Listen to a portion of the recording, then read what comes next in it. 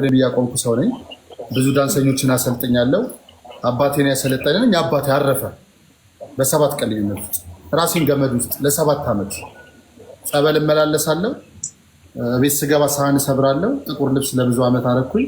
ራሴን ጠላውኝ። የተለያዩ ሱሶችን ተጠቃሚ ሆንኩኝ። ከዛ ሱስ ውስጥ እንዲያወጣኝ እግዚአብሔርን መስዬ ላቪዩ እግዚአብሔርን ጸልይ ነበር። ምንድነው ይሄን አድርጌ ስገባ ነካ ብዙ ሰዎች ስለሚጸልዩልኝ ቤተሰቦችም ስለሚጸልዩልኝ ይሰማኝ ነበርና አምላኬን ምንድነው ምለው እግዚአብሔር ወለኝ የወንድ ልጅን ህይወት ሴት ልጅ ትቀይራለች ይለኛል አባቴና አንድ ሴት ስጠኝ። ብዙ ሴት በዙሪያዎች አሉ፣ ግን በዙሪያ ያሉትን ሴቶች ሳይሆን ማላቃትን አንድ ሴት ስጠኝ። እምለውጣትን ሳይሆን መታ የምትለውጠኝ መጠጥ ማትወድ ቤተክርስቲያን ይዛኝ የምትሄድ እንደ ወንድሞቼ መስመርን የምትዘረጋ ጻድቃኔ ነው የምላችሁ። በልቡ የተመኘን በእግዚአብሔር ብር አትጠይቁ እንጂ ይሰጣችኋል።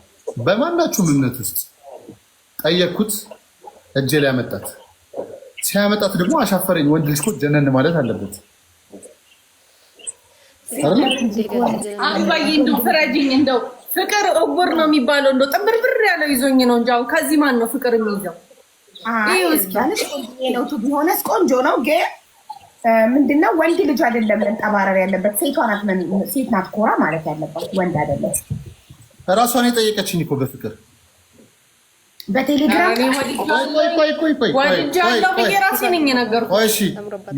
በጣም ይቅርታ ይሄን ቃል በመናገር ስንት ሰው አለ አንቺ ጋር? 2000 ምናምን። በጣም ይቅርታ እኔ የኢትዮጵያ ውስጥ ያለሁት ብዙ ሴቶች አብረውኝ ሆነዋል። ብዙ ፍቅረኞች ነበሩኝ። አንድ ሴት በህይወት ዘመኔ ጠይቄ አላውቅም። ለሴት ልጅ መሬት ነኝ። ሁሉም ሰዎች ማለት ነው። እስቲ በቅርብ ጊዜ የሆነ ነገር አጋጠመንና ባለቤቴ ሩታ ጋር ሳይሆን ማራማይትን የሆኒ ባለቤቱ ነኝና በጣም አንዳንድ ነገር ስለሚያወራ ማውራት ፈልጌ ነበረ አለቻት። ያው ወደ ፊልሙ መግባት ስለምትፈልግ ነው። ምንድን ነው ያለቻት? ዮኒ ማለት ዮኒን ያገባት አድለሻል። ከኔ ጋር እንግዲህ ተራርቀናል። ዮኒን ያገባት አድለሻል። ባገኘሽው ነገር ላይ ኩሪ፣ አንድ ቀን አገኝሻለሁ፣ ብዙ ውለት አለብኝ አለቻት። ወደ ማስታወቂያ የከተትኳት እኔ ነበርኩ እና ከስራዎች ውስጥ አንዱ ስነግርሽ ነውና ለምንድነው የምንኮራው መሰለሽ? ወንዶች ኮርተሽ ሴት ልጅ ገብታ ከመጣች ለትዳር ትሆናለች ይለናል አባቴ። የአባቴን ምክር እስካሁን ድረስ ለመፈጸም ብዙ እጄ የተሳካልኝ አሁን ነው። አሁን ከወለድኩ በኋላ አሁን አቢባ ቤት ስገባ ነው የተሳካልኝ። ለምን አትሉኝም? ለምን አትይኝም? ሀቢባን ለ2 ዓመት ያህል ድረስ አንቺ ስልክ ስትደውይ የዛሬ ምናምን ዓመቶች እስክንጋባ ድረስ ማናነሳልሽ ሰዓቶች ምናምን ነበሩ። ስደበር ገብቼ የአረብ ሀገር ያሉ ሴቶች የተጎዱትን አንዳንድ ታሪኮች ታወራ ነበር። ውሸት እውነት? አቢባዬ እውነት። ምክንያቱም ቅድም ራሱ ብለሃል 2 ዓመት አንቺ ቤት ታሪክ ሳዳምጥ ነበር። እነዛን ታሪኮች ጽፌ ብለሃል። ቅድም ስክሪፕት ጽፌ እንትን ብቻ ነው ብለሃል አይደል? እና እነዛ ታሪኮችን እሰማና ለምንድን ነው ትለኛለች ስትመጣ። ይሄ ማለት እንዲህ ነው እላታለሁ። እና ምን ልላችሁ ነው ዛሬ በዚህ ቤት ውስጥ ስገባ ባይገርምሽ ብዙ ኮሜንት ላይ ራሱ አንዳንዴ እጽፋለሁ፣ አንዳንዴ አንዳንድ አበባ እሰጣለሁ ምናምንና ኖሮ ምናምን አይደለም ካየችን ብዬ ነውና አንድ ቀን ስማችንን ጠርታ አታውቅም። እና ምንድነው የምለው እቺ ልጅ በቃ ቪዲዮ አታይም እላለሁ። ምክንያቱም ለሰዎች በጎ ነገር ስለሆነ መሰሪው የራሱ ፋሚሊ ያለ ሱቁሽን የከፈች ታይም መሰለኝ። እዛ ታይም ሱቅ ውስጥ ነበርሽ በብዛት አይደል? ቤቴ ነው ግን ሱቅ ይመስላል። ባክግራውንድ ልብሶች፣ ጫማዎች፣ ቦርሳዎች ስለሚደረደሩ ነው እንዴ? ሱቅ ነው የሚመስለው። ብዙ ሰው ሱቅ ነው የሚመስለው። አይገርም? ስጠይቀኝ ራሱ ማለት እንትኑን ነው ታሪኩን ነው የምሰማውና በቃ ብዙ ሰዎችን እየተገፋሽ እየሰደቡሽ ምን እያሉሽ የምታደርጋቸው ነገሮች ምን ያህል እድለኛ ነች። እና ሚስቴ መጽሐፍ ከማንበባ የተነሳ አንድ ቀን መጽሐፍ ትጽፊያለሽ የእሷ ቤትንና የጆን ዳንኤልን ላይቭ ይላት ነበር። ግን አንዳንድ በፍቅሬ ውስጥ ያገኘው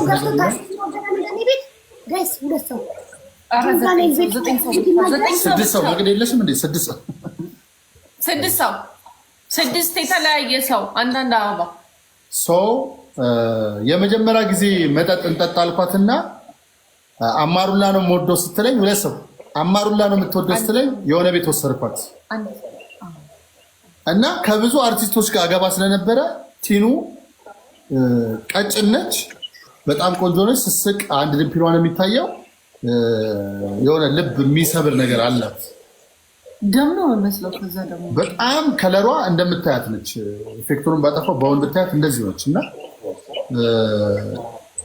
እዛ መጠጥ ቤት ስንገባ የመጠጥ ባለቤቶቹ ያውቁኛል፣ ሰላም ይሉኛል። አንደኛው ተነስቶ ይጠራኝና እንዴት ነው የምታምረው በመቤቴ ችን መኪና ሰጥቶ ነበረ ማግባት አላለኝም። አማሩላውና ውስኪውን ቶሎ ቶሎ አማሩላ አንድ ሻት ሰጥቷት ቷቷ ስታረግ ሚስቴ ምን አሰርሻልኳት። አረ እንቅልፍ አለኝ። ተያይዘን ወደ ቤት ስንት ሰዓት ሆነ? 11 ሰዓት ስንወጣ ቀን ነው። በሶስት ነው የሚባዛው። እቤት ገብተን አንድ ዲያስፖራ ጓደኛ አለ ተኛች። ኦ ማይ ጋድ ሲያምር! ዝናቡ መጣ።